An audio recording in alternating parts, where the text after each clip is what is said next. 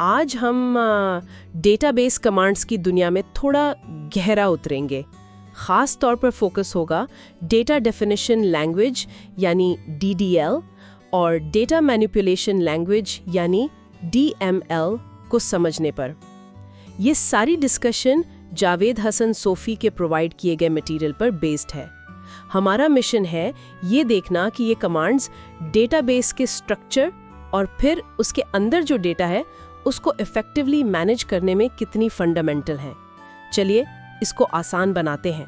Let's unpack this. Okay, तो शुरू करते हैं डेटा डेफिनेशन लैंग्वेज DDL से। इसका मेन काम क्या है? डेटाबेस के स्ट्रक्चर यानी आप कह लें उसके ब्लूप्रिंट को डिफाइन करना। ऐसे सोचें कि DDL एक बिल्डिंग का नक्शा है। ये बताता है कि टेबल्स कैसे होंगे, उनमें कॉलम्स क्या होंगे वगैरह।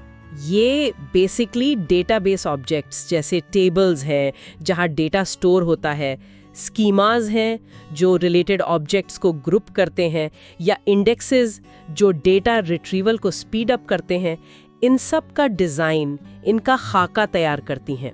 और स्ट्रक्चर पहले डिफाइन करना ज़रूरी है ताकि डेटा को ऑर्गेनाइज रखा जा सके और एप्लीकेशंस उसे फिर कंसिस्टेंटली यूज़ कर सकें।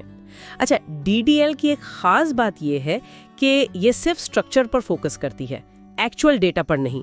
और DDL से की गई कोई भी चेंज वो फौरन परमानेंट हो जाती है। मतलब इसमें एक ऑटो कमिट फीचर होता है और ये लॉजिकल भी है क्योंकि स्ट्रक्चर में चेंजेस आमतौर पर बड़ी होती हैं और काफ़ी सोच समझ कर की जाती हैं, है ना?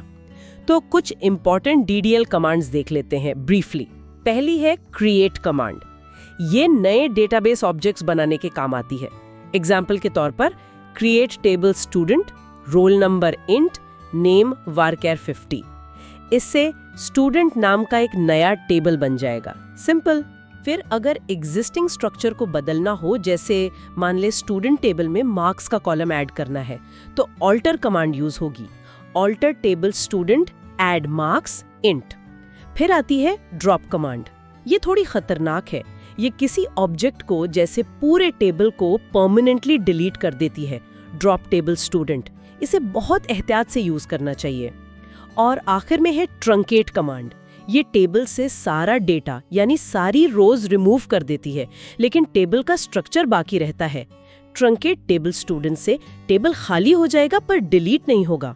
ठीक है, तो स्ट्रक्चर बन गया DDL से। अब अगला कदम क्या है? जाहिर है, स्ट्रक्चर के अंदर जो डेटा मौजूद है उसको मैनेज करना। और यहाँ पर डेटा मैनिपुलेशन लैंग्वेज या DML काम आती है। DML कमांड्स डेटाबेस के अंदर डेटा को इंसर्ट करने, अपडेट करने, डिलीट करने। ये डेटा के साथ जो डे टू डे इंटरेक्शन होता है ना, उसके लिए है।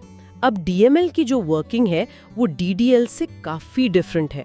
पहली बात तो ये कि ये सिर्फ डेटा पर काम करती है, स्ट्रक्चर पर नहीं। स्ट्रक्चर DDL का डोमेन है। दूसरी और बहुत अहम बात, DML ऑपरेशंस फौरन परमानेंट नहीं होते।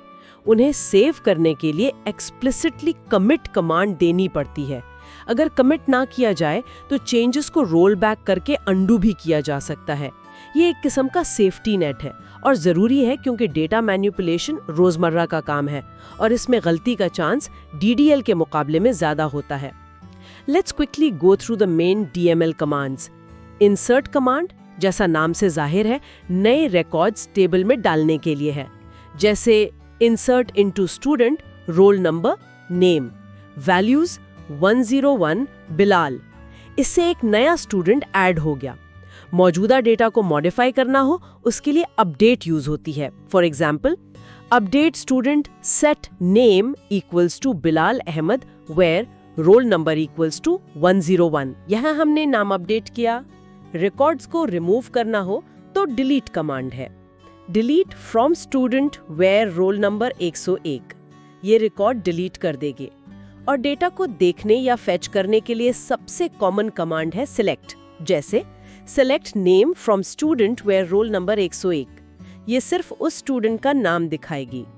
हाँ, एक पॉइंट यहाँ नोट करने वाला ये है कि सिलेक्ट को कभी कभी एक अलग कैटेगरी में रखा जाता है, डेटा क्वेरी लैंग्वेज या DQL।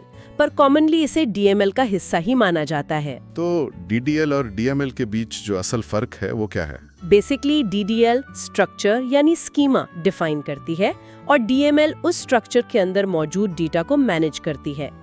DDL चेंजेस जैसे ऑल्टर टेबल के डिजाइन को बदलती हैं, जबकि DML चेंजेस जैसे अपडेट या इंसर्ट टेबल के अंदर के रिकॉर्ड्स को बदलते हैं।